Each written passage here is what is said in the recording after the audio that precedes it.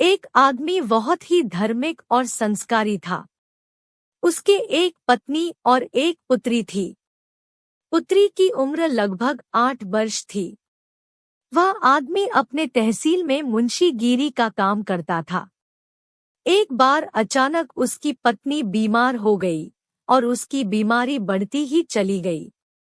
आदमी दवा दारू अपनी पहचान से ज्यादा करवा रहा था, लेकिन फायदा होने का नामो निशान न था।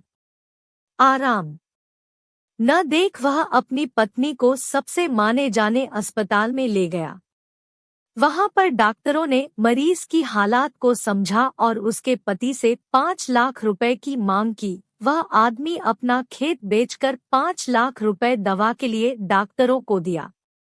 उसकी बीबी 1 महीने में ठीक होकर घर आ गई, लेकिन अचानक 2 साल बाद फिर बीमार पड़ी और हॉस्पिटल ले जाते वक्त वह संसार को छोड़कर चली गई।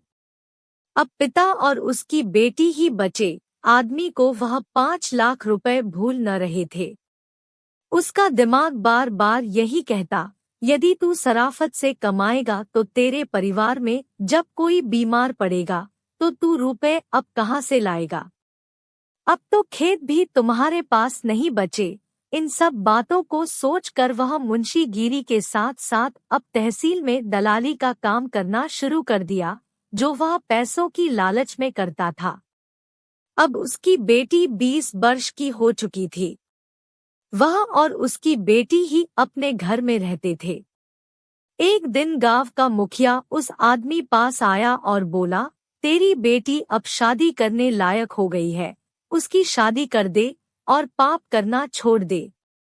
वह आदमी बोला, लड़की की शादी करने के बाद ही पाप का काम मैं छोड़ूंगा, क्योंकि आज के जमाने में कोई आसानी से शादी नहीं करता बिना मोटी रकम लिए। बस अगली साल मेरे बैंक में 15 लाख रुपए हो जाएंगे, तब अपनी बेटी की शादी करके मैं तहसील की दलाली का काम, जो आपकी नजरों में पाप है, छोड़ दूंगा और ईमानदारी से मुंशीगिरी ही करूंगा। पाप की कमाई मैं मुखिया जी केवल दहेज के लिए करता हूँ। मैं भी जानता हूँ दलाली पाप है, लेकिन पत्नी के बीमारी में खेत भी चले गए और पत्नी भी मुझे छोड़कर चली गई। इस बेचारी का मैं ही सहारा हूँ। मैं भी सोचता हूँ बेटी बड़ी हो गई है, कहीं कुछ ऊंच नीच काम न कर बैठे, लेकिन आज तक मेरी बेटी शराफत की जिंदगी जी है। रिश्ता तय कर दिया हूँ, बस 10 महीने की बात है, वह अपने घर चली जाएगी। मेरे सर से बोझ हल्का हो जाएगा।